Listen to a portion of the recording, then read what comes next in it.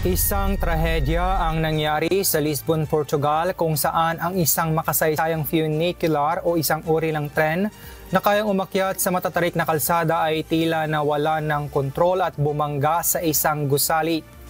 Nagdulot ito ng pagkasawi ng nasa 17 individual, kabilang ang ilang mga dayuhan at nasa 21 ang lubhang nasugatan. Ang Gloria Funicular ay isang natatanging tren na naging atraksyon sa mga turista sa lugar. Ito ay isang naging pampublikong transportasyon sa Lisbon simula pa noong 1885. Kaya naman kine-question ngayon ng mga kritiko kung bakit ang isang 140-year-old na transport system ay patuloy pa rin ginagamit public transportation kung hindi sanay na iwasan ang naturang insidente.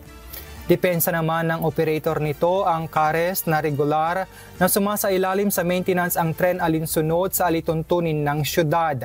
Gayunpaman, pansamantalang sinuspende ng Transport Authorities ang 3 pang funicular lines sa Lisbon para sa inspeksyon at habang iniimbestiga pa ng mga otoridad ang tunay na sanhi ng tinaguriang city's deadliest transport disaster in decades.